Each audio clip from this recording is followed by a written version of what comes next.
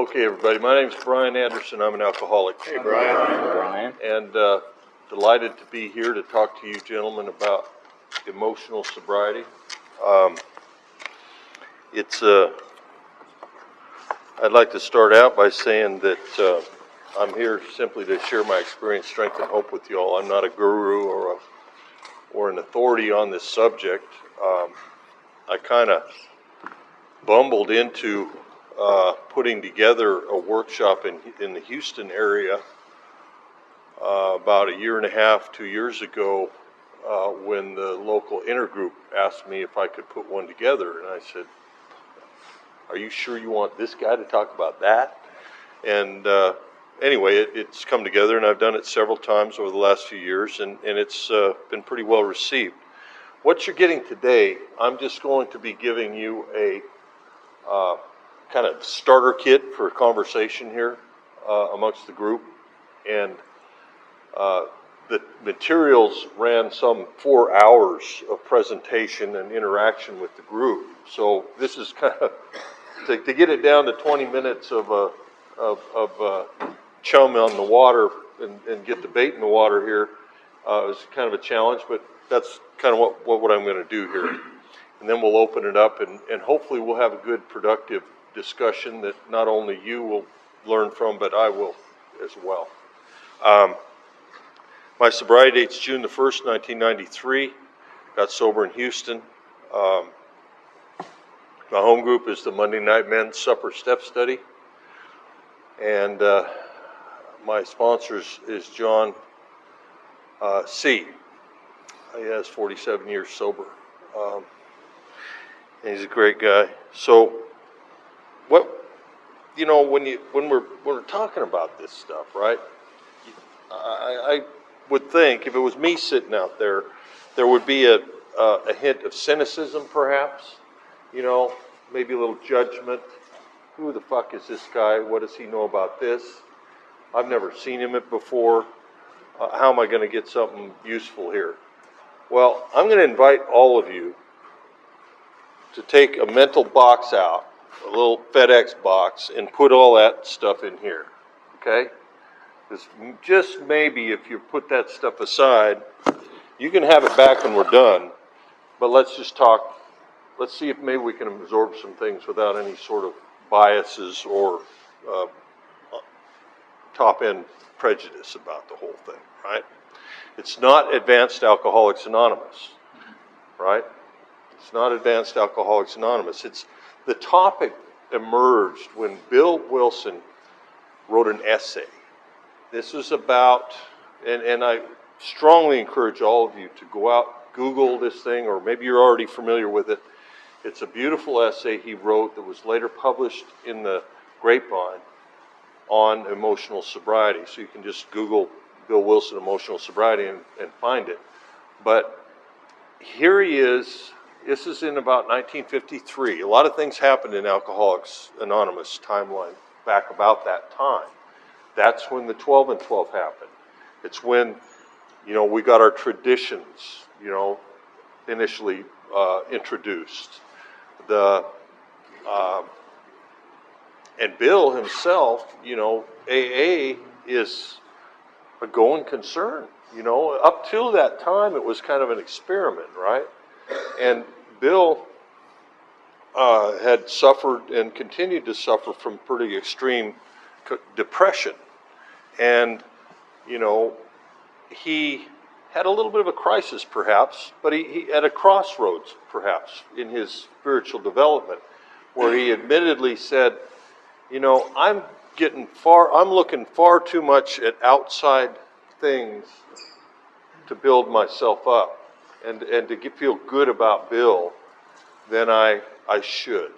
And, some of his comments about that, I've got a few notes here I'm going to refer to here, guys. This was a PowerPoint thing, so you'll excuse me if I refer to some notes. I'm not just working from memory here. But his key focus in this essay was about maturity, balance, and humility. He talked a lot about our 11-step prayer, or the prayer of St. Francis, That's on page 99 of the Step 11 essay in the 12 and 12. And he ends it, but he talked about his dependence on outside people or circumstances to make him feel better. We'll talk a little bit more about that here in a second. But when he got free of that need, he could truly love others as God loved him. That's his own comments. And he ends with, I've been given a quiet place in bright sunshine, which is a pretty good thing to aspire to in recovery, I would say. The term emotional sobriety in our literature seems to have appeared first, outside of that essay, in the 12 and 12, in the part of the Step 12 essay where he shifts to talking about the part of the step, practice these principles in all our affairs, right? So he says in the 12 and 12, here we begin to practice all 12 steps of the program in our daily lives so that we and those about us may find emotional sobriety. In my experience, this is how we achieve emotional sobriety. You know, more steps, more program, more service, thoroughly following the path, right? Doing it more thoroughly. Taking a closer look at these things. And then, you know, it's not uncommon for people that have been sober a little while. There's a lot of sobriety in this group of men. I'm thrilled to be with you guys. I love powerful groups of spiritual men in recovery. I gravitate to that. You guys are awesome, and I'll be back. But I was pointed out, I polled a lot of my friends in the program from all over the country, and got back some of these things, some turning points from long-timers in their experience. One is it's easy to let up on the spiritual program of action. We're headed for trouble if we do. That's very familiar, right? From the into action in the big book. Another, my defects go off the rails long before I'm slamming the door or kicking the dog, right? Feeling burned out in AA, feeling stuck. How about ask my family how well I'm working the program? You know, there's a good one. I don't always get a clear picture. But one of the things Bill talks about in his essay was that he was victimized by false dependencies. This is this outside stuff thing again, right?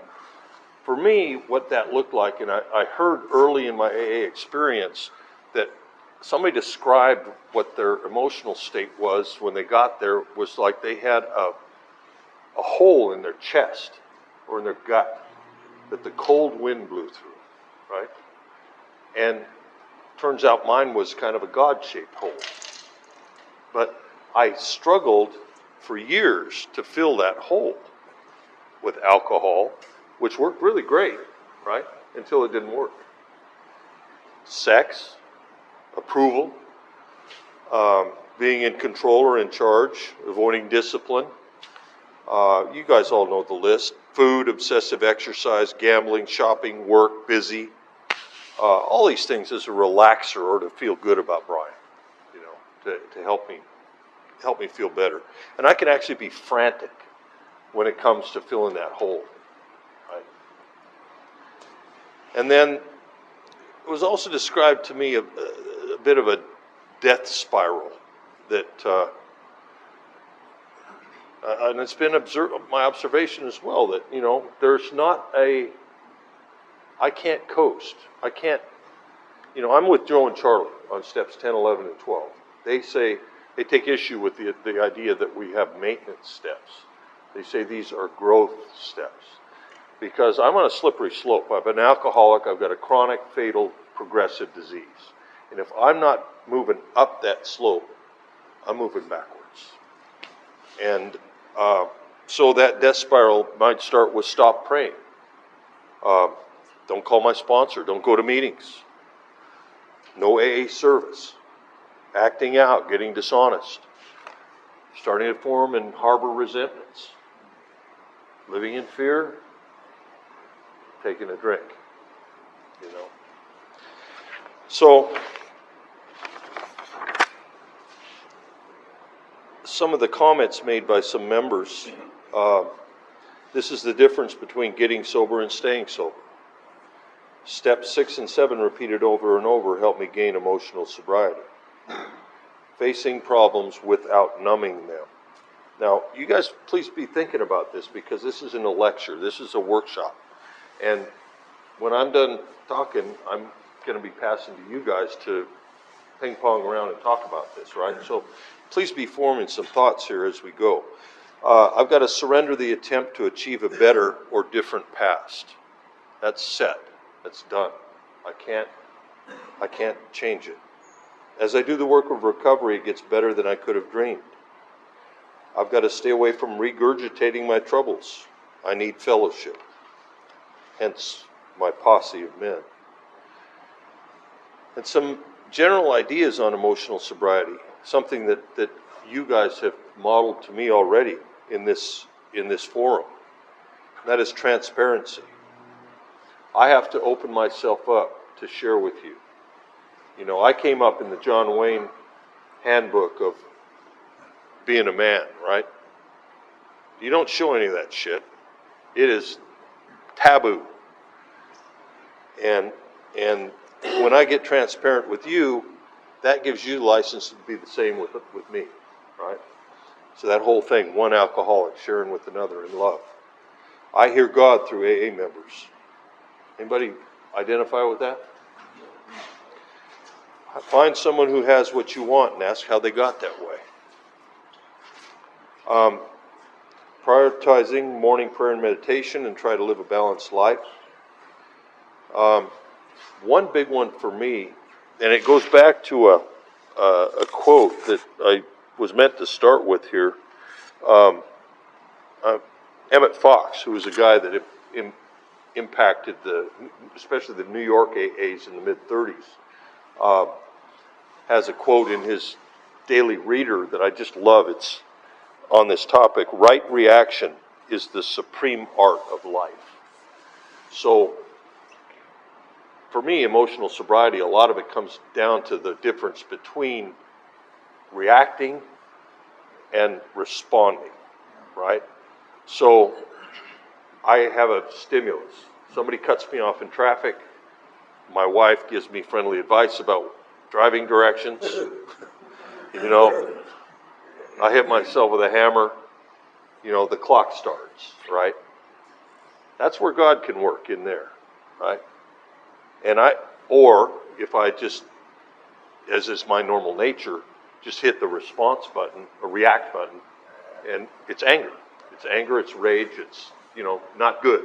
Generally not going to end well. But if I give it the time, I have the opportunity to respond, which is a much more spiritual approach to the whole thing, right? That's an emotional sobriety example, in my view. And this is one that really resonates with me. I'm guilty of being an approval junkie. I don't know how many people out here might have that going on, but actually believing that what other people think of me is none of my business. Yeah, it's important to not be a dick, but at the same time, you know, to be obsessed with what you think about me, you know, no. I got to live a good spiritual life and leave that to, you know, to what happens. So, emotional sobriety, that means we got to talk about that ugly topic of feelings a little bit, right? So, which is a little bit different than shut up, sit down, take the cotton out of your ears and put it in your mouth, or put the plug in the jug. You know, this kind of stuff, which is all good stuff. I'm not being critical of that, but you know, once I'm sober, I've given up my my license to change how I feel chemically. I don't have that anymore. So, like I was sharing with somebody today, sober, one of my favorite acronyms for the word sober is son of a bitch, everything is real. Right? All those feelings have got to be felt. And what I normally would do, my normal state, is to stuff it not show you anything, stuff it and grow a tumor, or get an ulcer, or go home and kick the dog, or take it out in a sideways way, in a passive-aggressive way on somebody that doesn't deserve that. And if I fully feel these feelings, I don't have to act on them because I can learn from them. And then Chuck C. From A New Pair of Glasses. Fabulous, fabulous statement that's so timeless. I can't think my way into right action, but I can act my way into right thinking. So into action, taking action, being in service. That's a huge piece of emotional sobriety. And then, as we go through the steps, there's certain areas where it talks about places where we really get emotionally sober, right? Or get glimpses of that. Like, how about in the big book where we just finished our 5th step, and it says we're walking hand in hand with the Spirit of the universe. That's pretty emotionally sober, I'd say. So, how about a new practice? Okay, so we're practicing these principles in all our affairs again, right? A new practice, perhaps for a little bit alternative if you struggle with emotional sobriety. Some ideas might be quit making a big deal out of ordinary situations. I'm not alone in this room as somebody who has a tendency to overreact to things, right?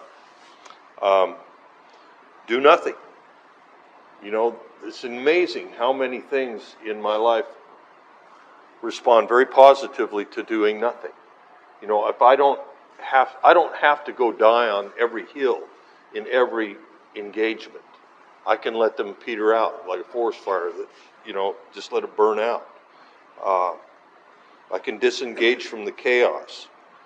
My Astros are getting their asses kicked in the 7th inning. I can switch it off. I don't have to watch it right to the end and go crazy. Right? How important is it? And I can focus my mind on solutions. I'm almost done here, and we'll get over to you guys here. Some other thoughts about changing my thinking are being open to outside professional help. That's something. AA, we don't do that. We simply don't provide medical advice in Alcoholics Anonymous. However, our literature tells us that we should avail ourselves of those people.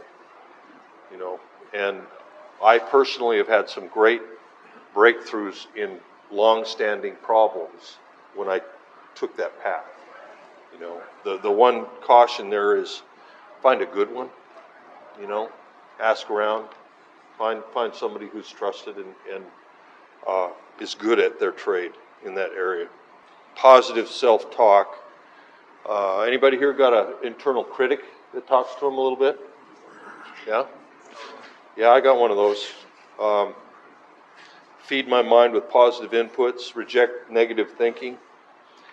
And probably one of the most important is to consider and embrace the spiritual. Here in the southern tier of states of the United States, we've got a pretty heavy emphasis on the spiritual as part of Alcoholics Anonymous. I've been blessed in my recovery by being able to attend Alcoholics Anonymous all over the planet, in some pretty far-flung places. And it's pretty common. It's getting more and more common to sit in meetings and to not even have the word God mentioned. Which to me is amazing. But I'm not here to criticize anything. I'm just saying I feel blessed to have AA the way it is here, and that for me, I crave that part. It's a very important part. And to embrace the spiritual, step 11, mea culpa here. I spent 29 years into recovery without developing a proper meditation practice. But once I did, I started attending in Houston, we've got a once a week meditation meeting, right? Where people get in a group, we read the 11-step prayer, there's a 20-minute group meditation, and then we share about that. But what that has done for me is it's busted open the door to where I get at least 10 minutes of meditation every single day, you know? And it makes a huge difference. It adds up. It makes a big difference. The literature is so important. I gravitate not only towards men, but also to literature-based meetings. It's hard to get too far off track.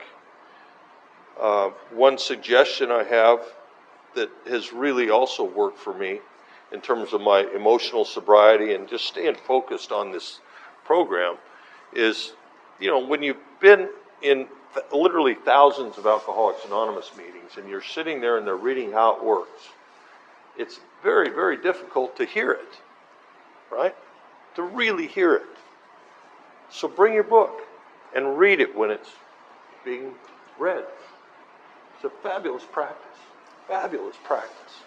And you know what? They keep putting new stuff in there. They do. Okay, and then there's some other publications. There's some AA publications. Grapevine has a couple of books where they've made compilations of some of the stories in the Grapevine that are about emotional sobriety. I like the idea of growing your posse. It's been mentioned from the podium up here a few times already, but you know, be proactive, invest in your relationships with these men. It takes work. It takes work to not just you know, be chummy in the conference, but to actually grow, nurture, and build new relationships and old relationships with men you love, and tell them you love them. Journaling is a big one for me, big one. I'll share with you very briefly a emotional sobriety story from my own experience. I was 2 months ago in the Canadian Rockies dragging a trailer around with my wife, trying to stay out of the broiler that is Houston, Texas in the summertime. And we were having a sandwich at the rest stop, and she looked at me and said, "I don't feel good." And she fell over and threw up everything in, and just, she had a stroke. And over the next 12 hours, my life went from normal to totally, you know, crazy. And I didn't know if this woman that I loved was going to even be alive when I followed her EMS team and ambulance over to Calgary. And but you know what happened was, in the midst of that, I'm driving through the mountains, absolutely berserk and crazy, and my disease came back and told me, "Hey, Brian, we know how to make that go away. We can make this feel better." And I got thirsty. You know, I'm 30 years sober, and I got thirsty. And what did I do? Well, it's one of those crossroads that we have in our sobriety, right? What do? Do you drink? Or do you do the other thing? Which is what we talk about in all these damn meetings and stuff, and with book studies and everything else. I picked up the phone and I called some of my posse. And they talked me back off the ledge, right? And my wife, she's okay, but you know, my point of all that is that you never know, man. I mean, you never ever know. I'm not one to sit there waiting for the sword of Damocles to fall on my head, but at the same time, you know, shit happens. You know, shit happens, and I better have my powder dry. More step work. If you haven't done a 4th and 5th step in the last couple of years, my suggestion is to do a new one. There's always some good stuff to come out of that. And step out of your comfort zone. How about get a new AA service job? All these things will help with growing in emotional sobriety. One last thing before I open it up. One of the things I've observed too in terms of emotional sobriety is, you know, seeing what the old timers do, following their examples. You know, I'm a baby duck still. I have a whole bunch of heroes in this deal, and I like to follow them, and I like to emulate them. And some of the biggest ones were ones that lost children. You know, one of the greatest tragedies a person can have in an adult life is to bury a child. And to do that and to stay sober. You know, I've got 4 different friends in Alcoholics Anonymous in Houston that have done that. We've all known people, and these guys, that have died, who got the cure, you know, and done it sober, right? From lingering disease and other things like that. Those people, for me, they punched my ticket. See, having my kid die was my escape hatch back here. I always thought that maybe, God forbid, something happened to my daughter, one of my daughters, I could go have a drink because it would be that bad. But those guys, modeling that they could do it without drinking, punched that ticket. I can't do that anymore. I can't do that.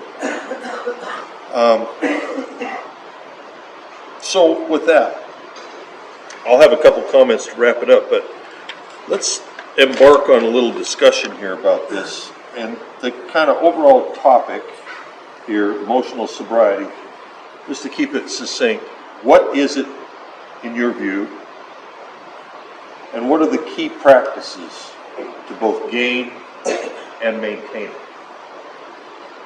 Right? Simple. So, I'm happy to point fingers, but how about a volunteer or two to kick it off? Yes, sir. I'm Bill Willis. Hi, Bill. My sponsor used to tell a story about himself when he got cut off in traffic in Atlanta, which is almost as bad as Houston's. He chased the guy all the way from Sandy Springs to Hateville. And he caught the guy, and the guy pulled a gun on him. And they just walked away, and there was no thing. But I heard a speaker later on talk about doing the same sort of thing, but he said he thought he had made some progress because now he still got mad when somebody cut him off in traffic, but he did not go past his normal exit. And that was, in his own mind, was an improvement. And because of this, my sponsor and I over the years had a lot of conversations about that. One of the things that he suggested was that imagine why that person cut you off in traffic. Maybe it's a lady driving her husband, who just had a heart attack, to the hospital to save his life. And she had a good reason for cutting him off in traffic. And that made perfect sense to me. Imagine why she's doing that sort of thing. And that, to me, was when I'm able to do that, and I don't do it all the time, and don't do it perfectly, rarely, but you know, I see those things and say, that's got to be some sort of emotional, you know, growth, absolutely, maturity. The one other thing, and you talked about your daughter, the drinking over the death of a child. It's not going to change anything. You know, understand, it's not going to bring her back. You know, and those are the things like today I would not have imagined, would not have even entered my mind when I was drinking. Because drinking was, I drank when I was happy, drank when I was sad, whatever, but it never changed anything. The only thing that happened is the same problem is there tomorrow morning, and I've got a hangover. Thanks for letting me share that. I'm Lauren, and I'm an alcoholic and a drug addict. Feel free to speak up loud, guys. Okay, I'll speak as loud as I can. So, I appreciate what the other gentleman shared. When I was in early sobriety, emotional sobriety was very hard for me. I came in here with a lot of anger and a lot of frustration, and it tended to show itself in traffic. And as I've gotten some years of clean time, I can measure my spiritual wellness, if you want to call it that, my spiritual condition, by how I behave behind the wheel of my car. Everything else has kind of stabilized. I'm pretty good at work. I'm pretty good in family situations. I'm pretty good in social situations. But when I get behind the wheel of the car, that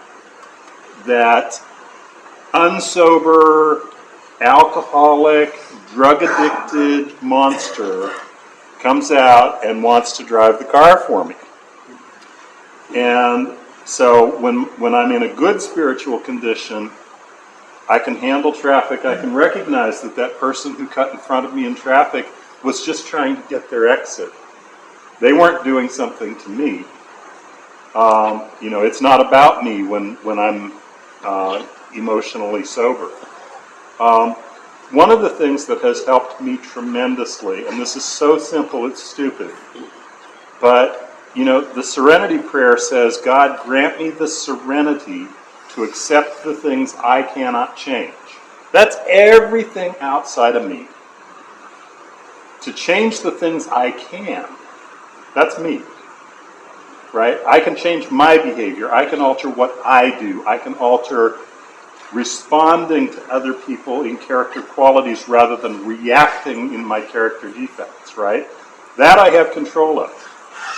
And then the wisdom to recognize the difference. And for me, one of the things I like to say is my hindsight is 20/20. About 10 minutes after I've done something I shouldn't have done, I recognize what I should have done, right? Which is why Bill Wilson and the founders gave us the 10th step, so that I can go back quickly and fix those things that I screwed up. And, if I'm doing those things, it helps me to stay more spiritually centered, more spiritually fit. And then the other thing that I find that helps tremendously is working with others and helping other people. For those of you who are new here and who are not ready to start sponsoring, you don't have to. You can help another person by showing them where the meeting is. You can help another person by taking their phone call. You can help another person, believe it or not, by picking up the phone and calling them and asking them how their day is going. That will help both of you, believe it or not. If you say, how are you doing today? And then you shut your mouth and genuinely listen to the answer, you're both going to get something out of that experience. And so those are a few things that I do for spiritual sobriety and to help myself. And I'm not good at it. I will tell you. My sobriety date is June 10th, 2007.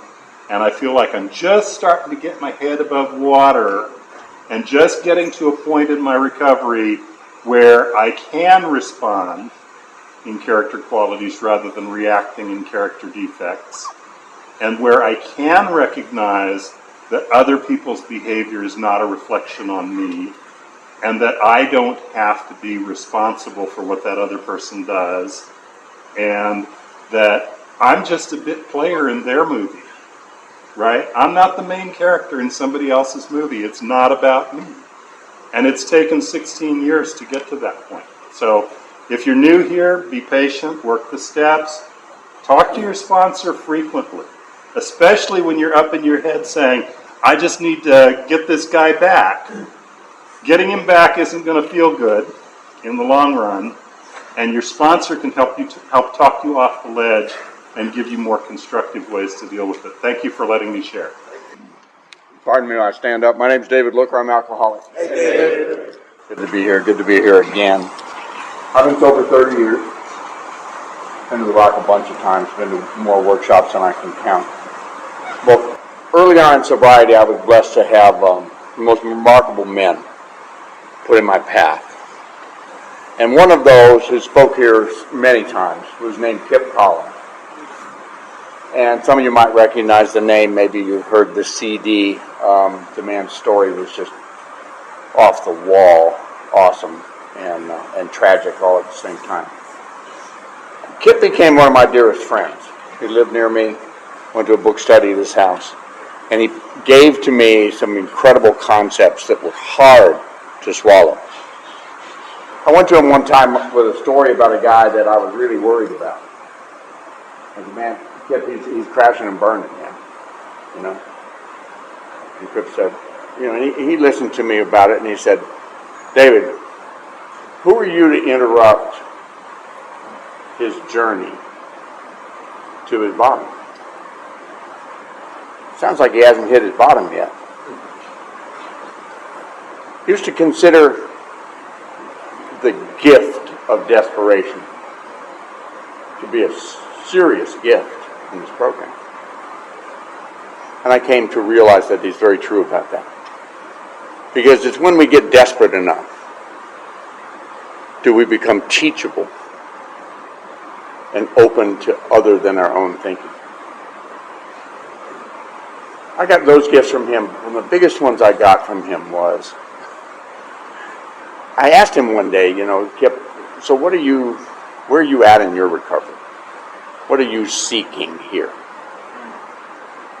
And he said, David, I will always be seeking to become an interested observer in life. Not everything that happens is about me. I may be here when it happens. It's not necessarily about me. And you know, I chewed on that a long time. I chewed on that like a cow with his cud, you know. That was a tough one. You know, but in the years since Kip's passed, and even before, one of the many gifts that he gave me was this notion. Am I being an interested observer? He used to say, when you go get in traffic, he used to say, go get in line, man. Take your place in line. That was his attitude. Well, time to go get in line.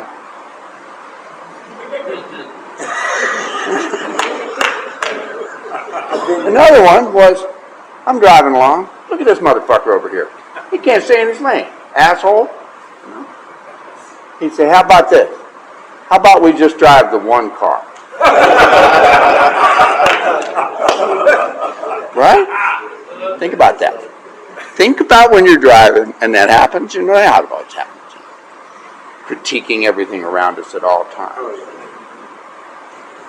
How about we just drive this one car? How about that? Kip was a wealth of gifts.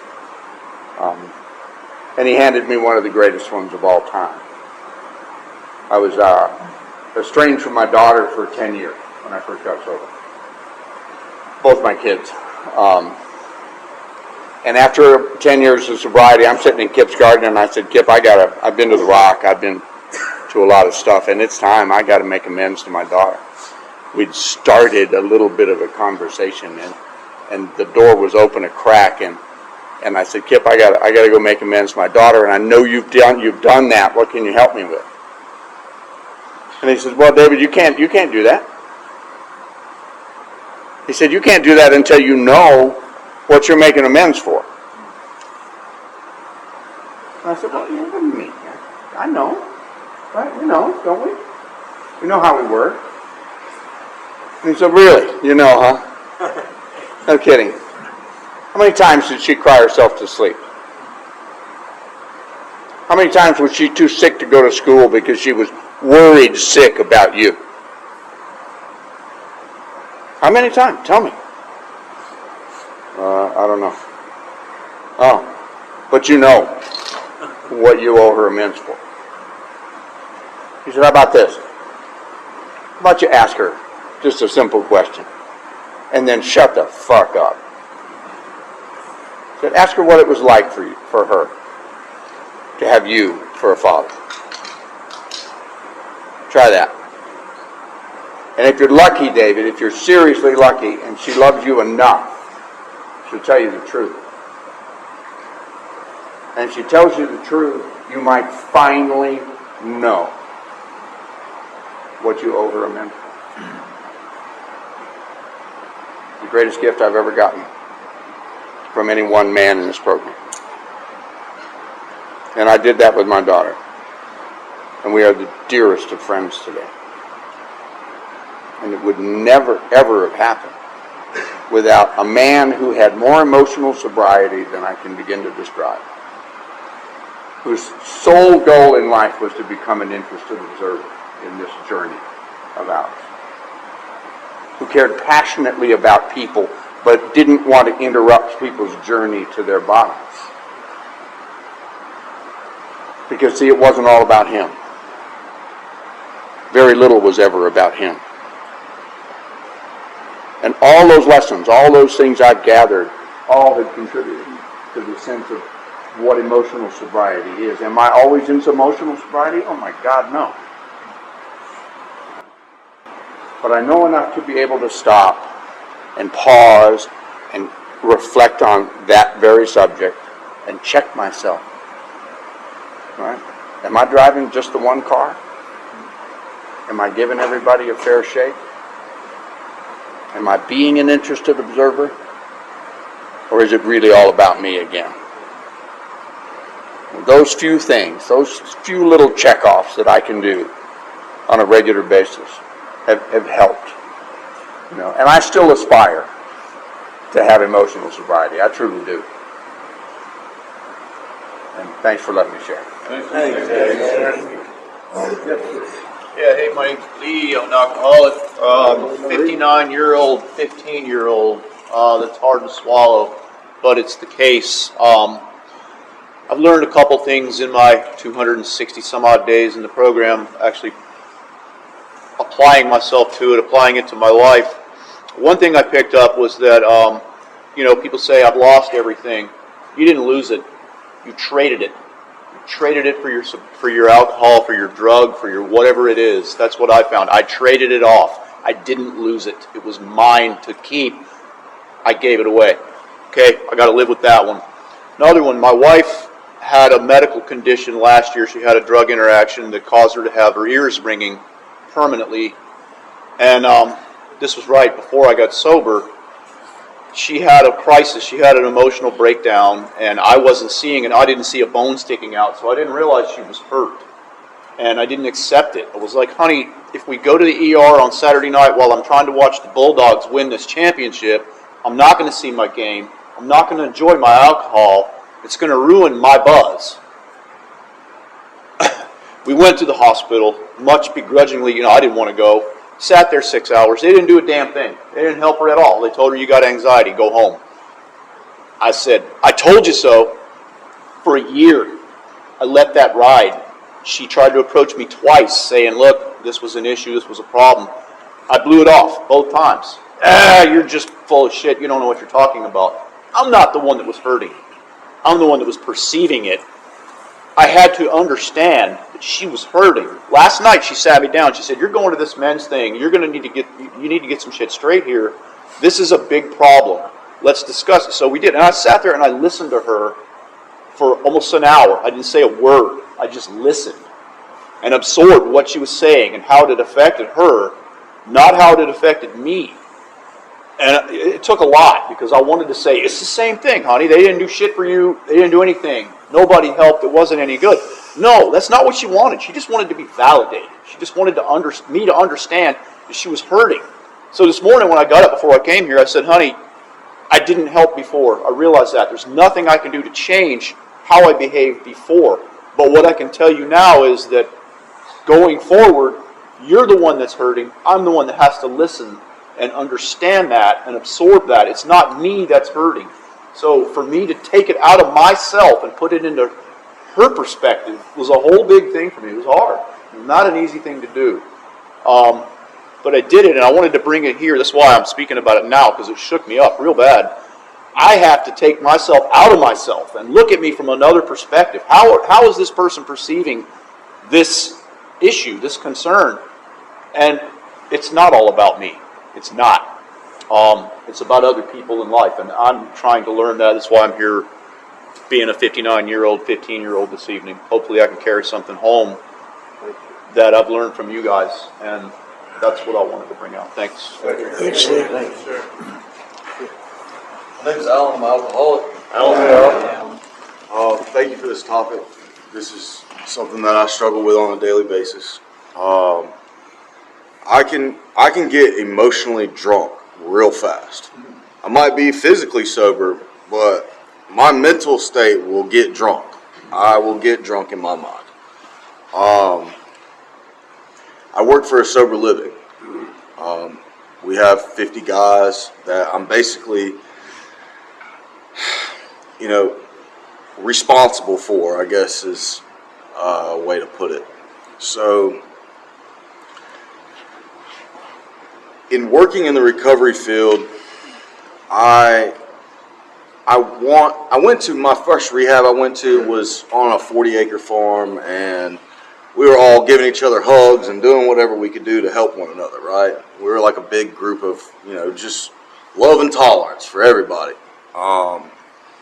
And getting back into the real world, it's not like that. These guys, it's masculinity, we don't walk around giving each other hugs all day. And coming out of that treatment center, I came into this sober living wanting to help everybody that I could and do anything I could to help these guys, to the point that I wasn't taking care of myself. And something I've really had to realize here recently was that I'm not responsible for anybody's recovery but my own. All we do is we provide a place for them to be able to work a program, a safe environment to work a program of recovery. And that I'm not responsible for their recovery.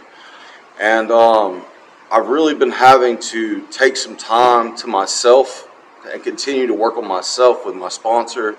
And every morning I get up and I read the morning reflection.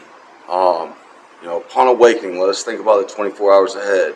We consider our plans for the day. Before we begin, we ask God to direct our thinking, especially asking that it be divorced from self-pity, dishonest, and self-seeking motives. So, me being an alcoholic, I'm selfish and self-centered. So I wanted to be all about Alan all the time. But it can't be that way. I still have to give freely of what I've been given, but I still have to be able to watch out for me. So, throwing myself, just overboard and trying to help somebody else is great. And the book says that, when we're hurting, we're supposed to, help another alcoholic. And I do that on a daily basis. And in the book it says that Bill tried to, he had all these guys that he was bringing into this house, and none of them stayed sober. Well, he asked Lois, he said, what's going on? I don't know, I'm not helping anybody. And she said, yeah, but Bill, you're sober.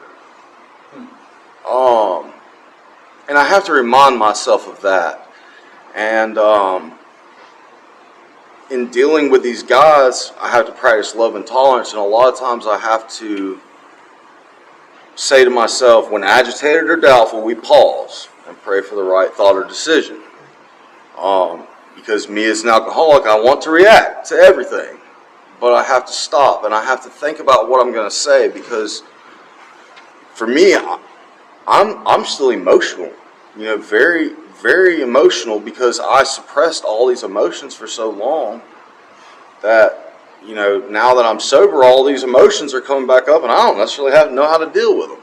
And I have to remember that these guys are like that too. So the way that I have to watch my words. I can't, words are powerful. And, you know, people have said things to me that get me emotionally drunk. So, one of my first sponsors, he said, the 3 M's of recovery: moderation, meditation, and masturbation. So, you know, the moderation part, right? I'm a drug addict and alcoholic. I take everything to the extreme. So, all right, so I need to moderate. And I haven't been moderating my eating. I put on like 50 pounds since I've been sober, but it is what it is, right? So I'm trying to work on that. Meditation. What I've been doing is I've been going and getting in the sauna at the gym. And I take my big book in the sauna and I read the morning meditation at 6 o'clock in the morning.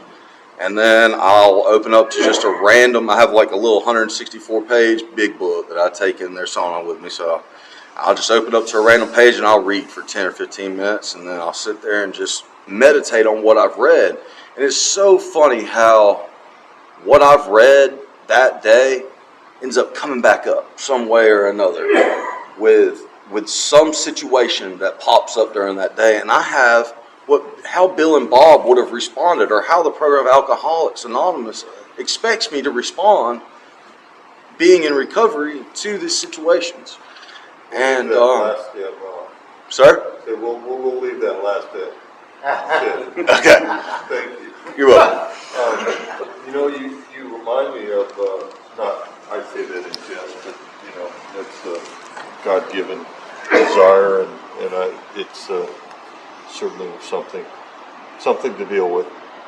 I also am kind of inspired to just mention briefly, you know, it's been an observation of mine and others. You know, it's a wonderful thing that so many of us get engaged in the trade of recovery, you know, and the business of recovery. But it's a very dangerous thing to think that work is a program of recovery, you know. And I see you guys shaking your head. Well, I do that all day. I don't need to sponsor people or work my own steps or have my own program, you know. It really is essential to do that, I think. I was going to ask, Sir. wow, sir, all these hands. Sir, what were the two, you gave us 2 prompts. What were they? 2 prompts? Prompts. You said, what is emotional sobriety? Oh, yeah. What is it, and what are the key practices to gain and maintain it? Thank you. Did you want to share on that? Yeah, but if other people had their hands up, go. Okay, yeah, perfect, right here. Thanks. My name is Jim, and I'm an alcoholic. So I have a sponsor, and I sponsor guys, and the guys that I sponsor are watching, you know, and I'm a participant in my life, and I don't want to behave in a way that is not a sober guy. And I learned what a sober guy is from you guys. You know, the guys that have time, and even some guys that don't have as much time. Watch how they behave in situations. Heart attacks, loss of jobs, broken shoestring, you know, little things like that. I saw a guy this weekend, he was fishing on my boat, been sober 30 years, and fancies himself a good fisherman. Don't we all? And we're about another 20 minutes and we got to head in, and he bird nests his spool. He then forgets the trolling motor's on. So as he's trying to figure out this bird's nest, his rod tip starts bouncing. Well, I'm back there going, man, you got a huge fish on there. And he looks at me very calmly and he says, is your trolling motor on? And I said, yep. He goes, would you turn it off, please? And I realized at that point he had wound up his fishing line with that trolling motor. So I'm like, we're done. Going in now. I'm going to have to take the spool off the trolling motor. It's okay. I got a half-inch wrench. That's happened before. And he calmly sat there and unwound the line off that trolling motor sitting off the end of my boat as we went back in and, slow, so I didn't throw him off. But I watched him. I filmed him, waiting for him to go for the love of God. And I showed it to my sponsor, who's been sober 25 years. And my sponsor said that he had surgery in his eye, and everything that could go wrong went wrong. He said, but all I kept thinking about was Dale calmly unwinding all of that fishing line. And if he could do that, then maybe all I got to do is make it to the next thing and not throw the kid out with the laundry, not jump off a cliff, but just understand that this is just part of the step I'm in right now, and I'll just take another one. As long as I don't overreact and act like an idiot and cause current damage, I get through it. And that's the kind of stuff I learned from, I own a business, and I had a guy call me up, and he says, you're the most terrible company I have ever worked with, and you will not be doing my drywall in the future.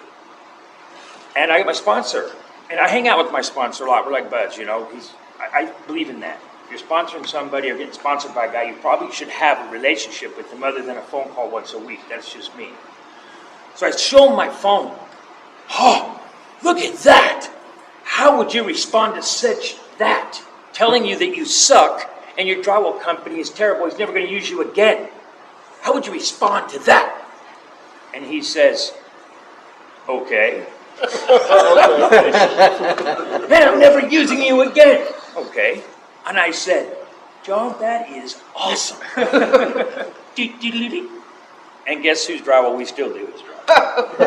Nobody had to call anybody names. Just, okay. And I love that stuff about sober guys. Thank you. Thanks. Great. I'm not going to Scott. Thank you both for your service, all this good stuff. I was sitting here thinking about, I read that so many times about emotional sobriety, and for me, it's about the part about making demands on other people, unreasonable demands, right? So when I don't make demands on somebody else, I don't get a resentment against them because they don't. It doesn't matter, right? So that for me is what gives me like a lot of peace and serenity. Is not like worrying about what you do.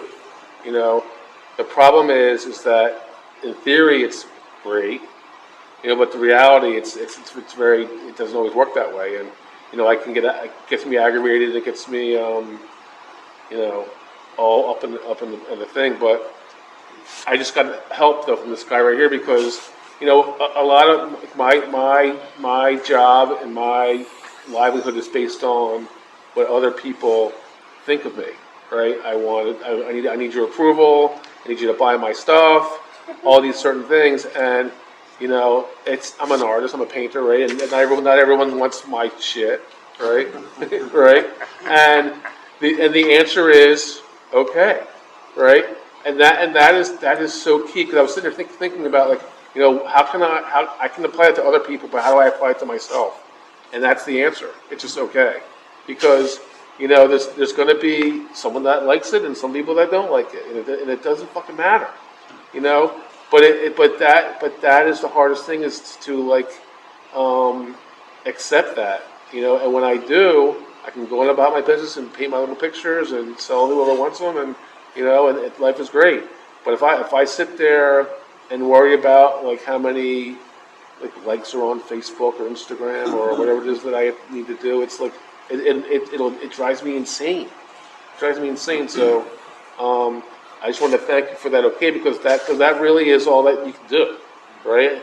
And me trying to control, what you like about me is just a utter waste of time. And at the end of the day, I'm going to do what I need to do anyway, right? And hopefully not drink about it, because that's the key, right? Because if I get resentful about how you think of me or what what I want you to do, and making demands on you, it's just I love being sober, right? I love having the freedom to do what I do now, and when I do that, I'm peaceful, I'm serene, and life is good. So I appreciate the topic for me. Thanks. I was going to ask my friend Art here, who's got me into this say a few words. Do you have anything you'd like to share, Art? And big guy. Hi, everybody. My name's Art Sutherland. I'm an alcoholic. Thank you, Brian. Brian's a dear friend. Y'all know me from The Rock. I've been here for a minute. And I didn't choose y'all. I fell in with y'all. Then God, in His favor, sent me to Texas with a career path. And I fell in with Brian. And it's the same stuff. Same, the shit y'all were telling me, he tells me the same thing. It's amazing how that works. So what I've heard tonight is powerful and what I believe, and it's worked for me. But if I stand up here and talk like I'm emotionally sober, please don't buy into that. I might be emotionally sober for a minute, but I love that chip you pull out of your pocket because I'd keep one of them. When I used to promise myself that I'll go 15 minutes in between hits of crack, and I never did. And it would be about the same thing with a sobriety chip for emotional sobriety. I don't do that as well as I want to. But what I see in y'all and I hear in all of what we're trying to do is that's what we seek. That's the target we aim for. And some days, some few minutes, I do it really well. And in some few minutes, I'm an embarrassment to sobriety as a word. So, what I've heard tonight is continually working the steps with this is ABCs of our deal when we start. Continually working the steps with a competent sponsor and paying attention, David. How many times did we hear that from that man you referred to?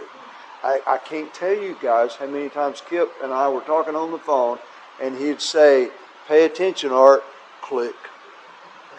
Just like that. And that's what he means is watch out for this stuff coming at me.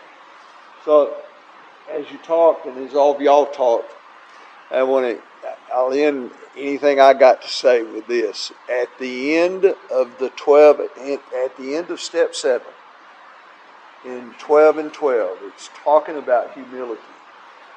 But it gives me the solution to emotional sobriety. If I'll practice the same degree that God graced me with that got me free from alcohol and drugs, if I'll practice that same degree of humility, it says in the 12 and 12, with any other problem. And this probably gives me better handle on my emotions if I'll practice it that way. It's a tall order. And I love how some of y'all have said, if I'll aim high, I might land. If I'll aim really high, the bullet might fall down and hit something out there. And so that's what I try to do, and I want to. And here I am again at the 6-month gas fill up, and I'm just so grateful. I am so grateful for what God just fell me in with y'all. I didn't choose this path. I just fell in here, and I submit to y'all, I'm God's favorite. I assure you, He likes me better than anybody, anytime. Love you guys. Thanks. Get you next. Hey, Todd. I don't know if this is on topic, but something that you said made me want to share about this. You were talking about networking with fellows and building a posse or finding your posse and this, that, and the other. And it made me think of the way I like to picture it, or the analogy. This is something that my wife said before I ever even met her back in Arizona. But she always said, run with the pack, stick with the pack, run with the herd, run with the gazelles, because if you're off on the side, you might get picked off. And that's just a great analogy to me, and that's kind of how I see it. Just stick with the pack. And I met a new guy here, and we haven't exchanged phone numbers yet, but I just kind of wanted to, just mentioned that. And I just love like what you said about networking and everything. It's huge, whether it's meetings, the rock, phone calls all day long, text, just somebody that you can just connect with, even if it's just whether you're feeling good or not, just something to keep it all going, because we can't, we got to live this program outside of the rooms, and that's a great way to do it. This program's designed so that we can live in the real world, but these connections really keep us together. So anyway, I just wanted to throw that out there. Thank you, John. Just real briefly mention one piece that I didn't include in the notes, but it's in other workshops that I do, and that is a suggestion for to build both fellowship and a tight group of men to get some progress in some key areas of emotional sobriety and recovery in general, is to do a step 6 and 7 work week. And, 4 or 5, 6 guys that are, especially ones that know each other pretty well, guys that you can study this topical information and literature on those steps, and then, but include in and see me after the meeting if you'd like to try this. I've got a meeting format I'd be delighted to share with you. But part of it is to go around the circle at the end of the meeting, and each man puts out a stretch that he's going to do between now and the next meeting. So adding in the accountability, and because I love this man that's also in the circle enough, in a loving way, I can poke him in the chest and say, listen, son of a bitch, I've heard you bitch about this son of a gun, the last 5 years. When are you going to get serious about this? How can I help you do something? Loving. But and then knowing that you're going to circle back and talk to these guys about the same stuff in a week, it's powerful. I've done that twice with different groups of men. Every single man involved had a breakthrough on something. Just a thought.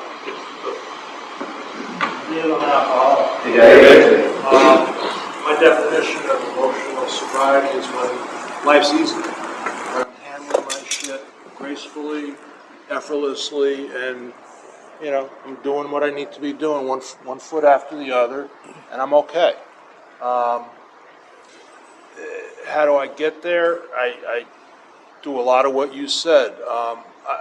He's the big speaker tomorrow night, and then I'm doing a talk on anger tomorrow night, and I want to get as many of you people here. No one has to come. He just gave the whole talk, so you guys don't have to, because you deal with anger just like you deal with everything else. You deal with it.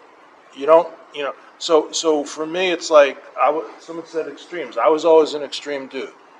If 4 was good, give me 8. If 8 was good, give me 23. So I try and get away from the extremes, and feelings. I could be a cold robot, or I could be just too much feeling. I got to hit the middle of the road. I think there's 2 parts to this program. Part 1, don't drink, don't do drugs. Part 2, be a better human. And I feel like that's my journey here. I think emotional sobriety, 53 that he wrote the thing, 1950. When did he? Yeah, it was published in 53, I think. So 53, and it, that's been a while, and I think we kind of revisit it in phases. But a lot of people think the whole goal of this thing is to not drink. That's the beginning. Then it's getting everything else, and I'm working in my backyard. I get a call from my 18-year-old son. He's gone 2 years without an accident, and he was accident 285, and he's losing his shit. I'm like, it's okay, and I reacted the way I would want my dad to react to me, and he's okay. It's going to cost money, and that's it. And I'm going to go to court with him, and we're going to try and fix what we could fix. And that's what I want to do. I want to treat others the way I want to treat them the way I want them to treat me. And then serenity, and Art, you talked about gratitude and peace and just, enjoying this shit. So that's kind of where I'm at. I appreciate your lead, and thank you. Thank you, thank you. Let's do just a couple more. White hat, right there. Hey, man, my name's Doc Ryan. I'm good alcoholic. Thank you for feeding us. For me, my emotional sobriety is contingent upon my spiritual growth and my connection with my source, my higher power. See, you were talking about feelings. Well, I'm trained in feelings because I was an actor.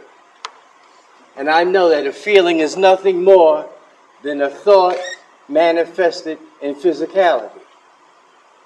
And if I can learn to change the thought, I can change the feeling. Page 84 in the big book helps me start that process. Continue to watch for selfishness, dishonesty, resentment, and fear. When these crop up, we ask God to remove them. That's changed the thought, because I'm not relying on myself to do it. I'm seeking the source greater than myself. When we discuss it with somebody immediately, once again, I've changed the thought, because now I'm getting feedback from somebody else. Then we resolutely turn our thoughts to someone who we can help. And I can almost guarantee, if I do that, that feeling will change. It may not change forever, but it will change for that instant, and I can add instances together, and then eventually I won't succumb to those particular type of feelings anymore. Or at least they'll be minimalized. Because, say, I go thermonuclear. Fuck, we ain't gonna talk. I don't lose my temper, and I'm sorry, Dave. I don't lose my temper so much as I give away my peace. And I give it away for nothing. I let you have so much power over me that I nut up. So I got 3 magic words: don't nut up. Now, what I've had to do was I've had to, it talks about going to other sources. Well, I haven't used professional help, but there are other sources, other literature. One of them is a book written by Dr. Paul O., who wrote Dr. Alcoholic Addict, and the book is You Can't Make Me Angry, which deals with emotional sobriety in 6 and 7. There are other books, like there's a Spiritual Solution to Every Problem by Dr. Wayne Dyer, who was one of us. And he gives me all these things to help change my initial thinking. See, I have to learn, once a thought comes, if it's not a right thought, to change the thought, and that's going to change how I feel. So, I want to be cool all the time. So we talked about being an observer. Well, I want to be an observer, and the key, the hit, is being an observer without having an opinion on what I'm observing. I'm just observing it. I can then go back and decide what I have observed, is that going to be a reflection of who I really am and who I want to be. And if it doesn't fit within those parameters, then I can look at something else. What did the eagle say? Nothing wrong as far as I can see. We make this harder than it has to be. I can't tell you why. Thanks for letting me share.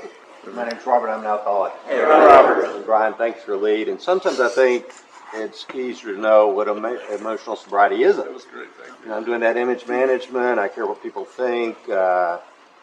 certainly I didn't know anything about it prior to getting sober. I appreciate somebody bringing up moderation earlier, and have a guy that I sponsor. He says the only things alcoholics do in moderation is take the steps, and that was the case for me. But fortunately, when I got serious about AA, I got a sponsor. He took me through the big book, and he asked me to start sponsoring people.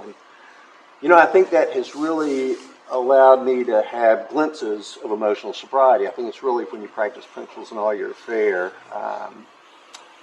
In my first home group, we had a speaker meeting, and a speaker one time said, and I would tell my sponsor, I just can't meditate. This guy says, I've really been able to develop a practice of meditation. I meditate a minute every day. I thought, oh, that gave me hope, and I started being able to practice other things. But what I did want to bring up is you brought up that people lose children, and that happened to me. In my second year of sobriety, I woke up one morning, my wife asked me to go down and wake up my son Stuart. I went down and I found him dead. And without going into the entire story, I called my sponsor. Minutes later, he was over my house because he lived relatively close. A short while after that, other members of my home group showed up. My friend Art was one of the ones that showed up. And the men in Alcoholics Anonymous and the members of Alcoholics Anonymous helped me stay sober that day. I can tell you that morning what I did when I got up. I got on my knees and asked God to help me stay sober. Went downstairs and read devotional literature. I did what I was doing then. I was a couple years sober. I talked to a couple guys I sponsored. But when calamity hit, God was there, and I had just enough peace of mind, just enough emotional sobriety. But I can tell you, I was an absolute mess. An absolute mess. But I remember one thing Art and I did is we went downstairs. My son lived in the basement. He died by suicide. It's a complicated death. He had hung himself. But Art and I went down there to the area where I'd found him. And he helped me sort of break the spell. Other men in Alcoholics Anonymous, including my sponsor, helped with that as well. Over time, it's taken a lot of work. But what I can tell you I did is I found my son on a Wednesday. That Friday night, it was a speaker meeting, his birthday night at my home group. And I said, AA. I stayed engaged in AA. About 2 weeks later, I was back going through the big book with the guys I was going through the big book with. And I don't know if I helped them, but I can tell you what, they helped me. I had things to do in Alcoholics Anonymous. And over time, I've had to, seek outside help. But I've been able to give outside help now when people are having to deal with loss by suicide. So I still find myself today wondering about emotional sobriety. I've certainly read that article, and I think about it on occasion. But I think it's like serenity. It's like a pendulum. We swing in and out of it, in and out of it. And, just this past week, several people have asked me how things are going, and things are good. I'm healthy. I'm sober.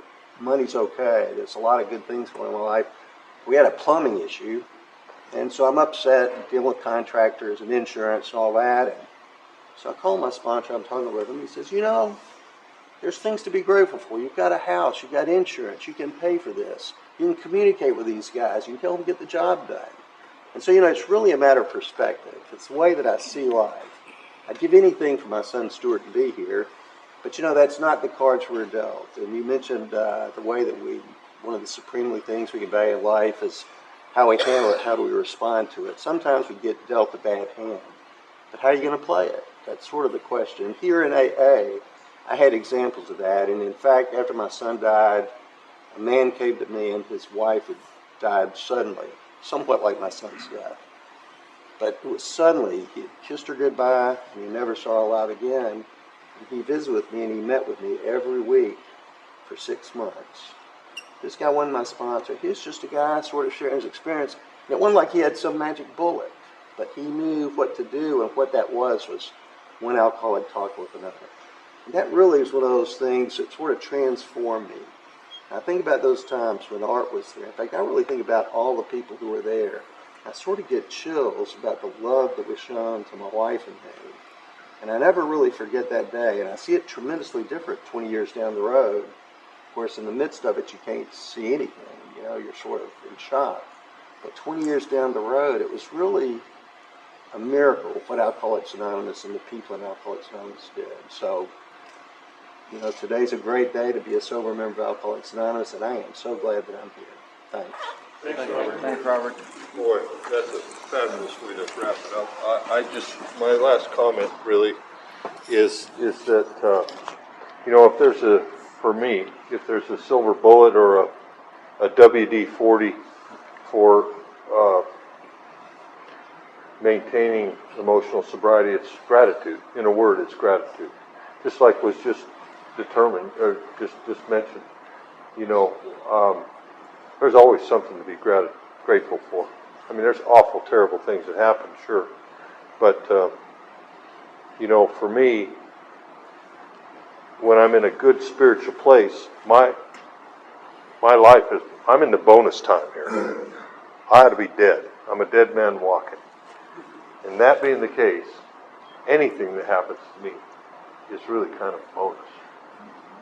That helps me to have emotional sobriety. So thank you all so much. It's been a delight to flatten my lips up here a little bit for you. But yeah, I hope you enjoyed it. And shall we close with a prayer? Our Father, who art in heaven, hallowed be thy name. Thy kingdom come, thy will be done, on earth as it is in heaven. Give us this day our daily bread, and forgive us our trespasses, as we forgive those who trespass against us. And lead us not into temptation, but deliver us from evil. For thine is the kingdom, the power,